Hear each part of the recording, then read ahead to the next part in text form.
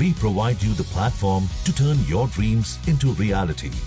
Give wings to your aspirations with KR Mangalam University.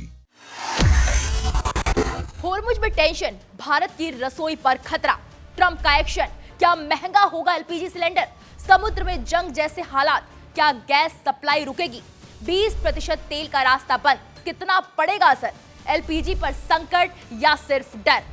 America के राष्ट्रपति Donald Trump के बड़े फैसले ने पूरी दुनिया की ऊर्जा सप्लाई को लेकर चिंता बढ़ा दी है। स्ट्रेट ऑफ हॉर्मुज पर नाकेबंदी की घोषणा के बाद अब सवाल सिर्फ ग्लोबल पॉलिटिक्स का नहीं बल्कि आम आदमी की रसोई तक पहुंच चुका है, क्योंकि यही वो समुद्री रास्ता है जहां से दुनिया का करीब 20% तेल और गैस गुजरता है और भारत भी अपनी बड़ी जरूरतें इसी रास्ते से पूरी करता है। दरअसल ट्रंप ने हॉर्मुज पर नाकेबंदी कर दी है और जिसकी वजह से भारत के 15 जहाज हॉर्मुज में फंस गए हैं।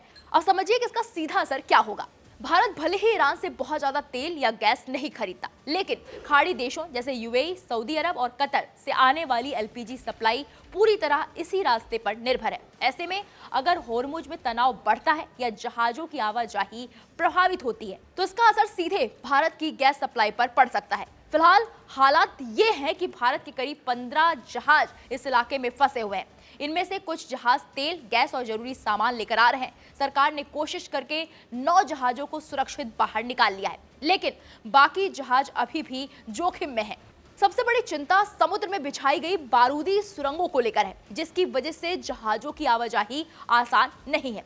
ऐसे में अगर ये स्थिति लंबी चली तो सप्लाई में देरी होना तय माना जा रहा है और अगर सप्लाई में देरी होती है तो अगला असर कीमतों पे जरूर दिखेगा, क्योंकि भारत को फिर मजबूरी में अमेरिका, अफ्रीका या दूसरे दूर दराज के देशों से गैस मंगानी पड़ेगी, जहां से सप्लाई आने में 2 से 4 हफ्ते लगते हैं और खर्च भी ज्यादा होता है। इसके मुकाबले खाड़ी देशों से आने वाला तेल और गैस सिर्फ 4 से 7 दिनों में भारत पहुंच जाता है और सस्ता भी पड़ता है।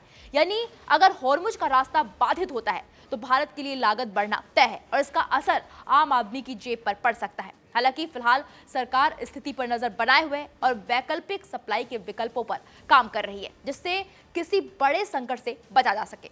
लेकिन साफ है, अगर हॉर्मुज में तनाव जल्द नहीं थमता और तो आने वाले दिनों में एलपीजी की सप्लाई और कीमत दोनों पर दबाव बढ़ सकता है। अब नजर अगले 24 से 48 घंटों पर है, क्योंकि इसी से तय होगा कि ये सिर्फ डर है या फिर आने वाले 24 से 48 घंटों में बाद भारत पर एलपीजी संकट मंडराएगा। इस पूरे मामले पर आपकी क्या राय है, हमें कमेंट बॉक्स में जाकर जरूर बताइएगा।